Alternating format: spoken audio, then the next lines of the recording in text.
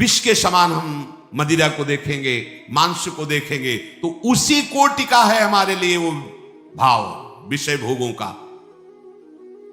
उसको तो हम अलग करके देखते हैं, नहीं ये कैसे हम पी सकते हैं, कैसे दे, और वो बड़े शौक से हमारा मन राजी हो जाता है, नहीं ये भुलावा है, सावधान, एक ही कोटि है, एक ही लाइन में रखा गया है।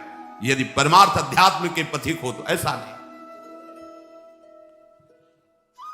भोगों को संतों ने कहा यदि अध्यात्म मार्ग में चलना है तो विषयान विषवत त्यज्य।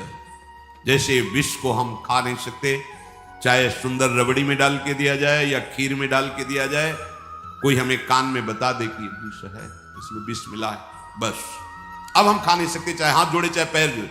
गुरुजनों ने कहा कि विषय विष से भी बड़ा भयानक है, मत भोगना, फिर मन के अनुसार चलकर दुर्गति को प्राप्त हो सकते हो। पूरी स्वतंत्रता है मनुष्य जन्म में, पर ध्यान रखो ये शरीर क्षण भंगुर है, कभी भी नष्ट हो सकता है। संसार के चाहे जितने पदार्थ और पद समेट लो, तुम्हें कभी शांति नहीं मिलने वाली। देखो आप लोग तो कुछ ही लोगों से मिलते हैं, हम बचपन से भगवान के शरणागत मार्ग में रहे, तो कानपुर महानगर है, एक से एक पदाधिकारी, धनी, फैक्ट्रियों के बड़े बड़े मालिक ऐसे मिले हैं, जिनके पीछे 10-10 गाड़ियां चल रही, लोग गनर अंगरक्षक के लिए रखे, बड़ा वैभव।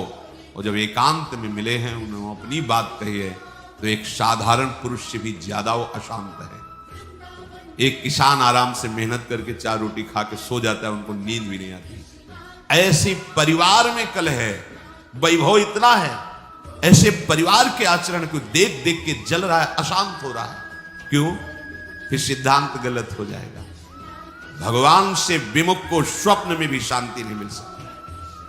आप लोग तो अब आपके सामने जब उतरेंगे तो आपको तो लगेगा ही कि 10 गाड़ी पीछे चल रही, इनके एक मैदा फैक्ट्री के मालिक आते थे, 10 मैदा फैक्ट्री थी, कैसी उनका वैभव। पर जब एकांत में बात करते तब हृदय यही कहता, ओहो, भगवान से विमुख होने के कारण देखो सब कुछ है लेकिन कुछ नहीं है, जिसे शांति कहते हैं, जिसे सुख कहते हैं, जिसे विश्राम कहते हैं। भगवत भक्त जो भजन परायण है, चरित्र में देखा गया उनके पास सही वस्त्र भी नहीं, भोजन भी नहीं, और परमानंद में बेपरवाह आनंद मगन, शांति उनके हृदय में। शांति क्या, उनके समीप पहुंच जाओ तो तुम शांत हो जाओगे, उनके दर्शन कर लो तो हृदय विश्राम मानने लगेगा। इसलिए तुम्हें यदि परमार्थ का, अध्यात्म का मार्ग मिल गया तो तुम बड़े भाग्यशाली हो।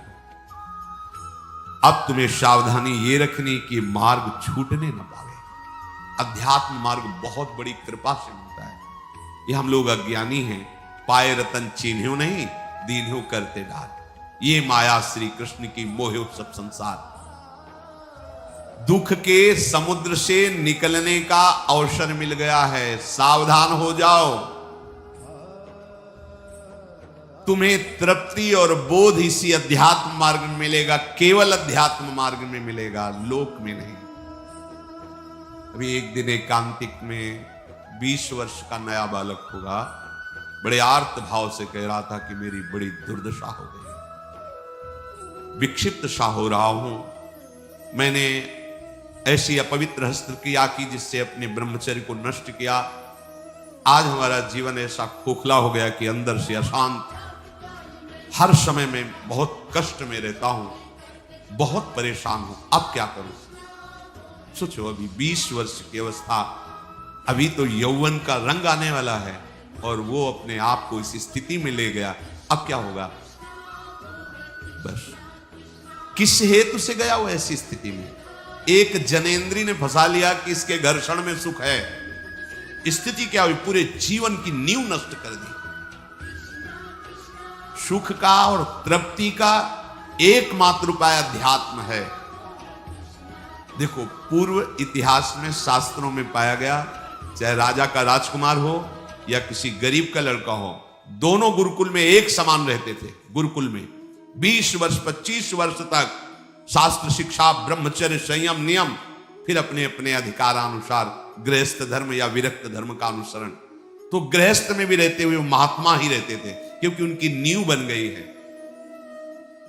आज हम सुख की लालसा से अपने को ऐसा नष्ट किए दे रहे, पर सुख अध्यात्म में है, इस दुखद संसार के मार्ग में। तृप्ति का बोध अध्यात्म में मिलेगा, भोगों में नहीं। खुल के समझ लीजिए। नए नए बच्चे हैं, सर्च करते हैं तो उनको ऐसे सूत्र हमें दिखाए। जब ब्रह्मचर्य के विषय में चर्चा हुई थी तब वो साइड में ये लोग पढ़े लिखे दिखाए कि देखो ये क्या बोल रहे हैं। वो बोल रहे हैं जब तुम्हें कोई फ्रस्ट्रेशन हो क्या आवे तब आप ऐसा कर लो, बड़ी शांति मिलेगी और आपका खून बढ़ेगा। नए नए बच्चों को लगा कि सुख भी मिलेगा और स्वास्थ्य भी बढ़ेगा और फ्रस्ट्रेशन भी जाएगा, मतलब लाभ है। सर्वनाश कर दिया इन अज्ञानी लोगों ने, सर्वनाश कर दिया। ये उन महात्माओं के वचन हैं जो जीवन में अनुभव किए हैं। जो विषयी पुरुष भोगों को सुख मानता है वो निर्णय कर सकता है जीवन उज्जवल कैसे बनेगा, बलवान कैसे बनेगा। बिना संयम के, बिना नियम के आज तक कोई बलवान बन पाया है? कैसी दुर्दशा बच्चों की हो रही। छोटे छोटे बच्चे जिनका भविष्य उज्जवल होना है, तेजस्वी होना है, जो हमारे देश के काम आवे, जो हमारे समाज के काम आवे, वो अपने शरीर की ऐसी दुर्दशा कर ली कि वो खुद जीने के लिए परेशान है। तुम्हारे समझ में नहीं है तो हमारे पास आते हैं तो बताते हैं नई नई अवस्था की क्या हुआ। सुख की खोज गलत जगह, अध्यात्म में सुख सच्ची माने। ब्रह्मचर्य एक वो महान आशीर्वाद है भगवान का। आपसे कोई और साधन न बनता हो, यदि ब्रह्मचर्य है एक अपार शीतलता, कोई भी रोग तुम्हें परास्त नहीं कर सकता। सच्ची एक नवीन उत्साह, बुखार है, किडनी फेल है, दर्द है, एक नवीन उत्साह, एक नवीन बल तुम्हें कहीं झुकने नहीं देगा। सोचो जिसके निकलने में तुम सुखानुभव करते हो उसको रोकने में कितना महान सुख होगा। पर ये बातें ना तो स्कूलों में बैठ के समझाई जाती हैं, क्योंकि यह अध्यात्म मार्ग की नींव है और आजकल सुविधाएं ऐसी बन गई, संसार के सुख का दर्शन, संसार के सुख का ही आकर्षण। तो छोटे छोटे बच्चे सब अब ये आगे चलकर क्या इनकी जीवनी होगी। जिसके जीवन में संयम नहीं है, व्यभिचार प्रवृत्ति आ गई है, चाहे स्त्री हो या पुरुष हो, स्वप्न में भी सुख प्राप्त कर सके असंभव। शुभगति व्यभिचारी, व्यभिचारी की कभी शुभगति सवाल नहीं उठता। अरे बाहर मरने के बाद जो होगा उसकी बात जाने दो। जीते जी तुम जीने लायक नहीं रहोगे। यदि ब्रह्मचर्य के साथ खिलवाड़ करोगे तो जीने लायक नहीं रहोगे। देख लो परिणाम आत्मवंचित करने वाला होता है। मान जाओ, मान जाओ, ये खिलवाड़ बंद करो। गृहस्थ धर्म में शास्त्र आदेश है संतानोत्पत्ति के लिए। बार बार हम प्रार्थना करते हैं यदि आप कुछ वर्ष ब्रह्मचर्य रहकर नाम जप करें, फिर संतानोत्पत्ति की सेवा भगवान की सृष्टि वर्धक, तो आप देखेंगे आपका पुत्र तेजस्वी, बलवान, बुद्धिमान, धर्म का पालन करने वाला। जब आप ही बेविचारी हैं तो आपकी संतान क्या होगी? आप ही धर्म भ्रष्ट हैं, आप क्या प्रकट करेंगे? जहां मां की महिमा का वर्णन किया जाता है, पहला पद इस सृष्टि में सबसे बड़ा मां का है। एक सन्यासी भी जब मां को देखता है तो दंड सहित साष्टांग दंडवत करता है। पिता उसको साष्टांग दंडवत करता है, लेकिन मां को वो साष्टांग दंडवत। मां के सामने कोई दूसरा पद नहीं, सबसे पहला पद। जब हमारे पवित्र आचरण नहीं होंगे तो हम क्या अपने बच्चों को शिक्षा दे देंगे? क्या उनको आगे बढ़ाएंगे? अध्यात्म का परिचय ही नहीं तो हम क्या बताएंगे? भोगों में तृप्ति आज तक किसी को नहीं मिली, यही भगवत प्राप्ति में सबसे बड़ी बाधा है। ज्यों ज्यों तुम भोग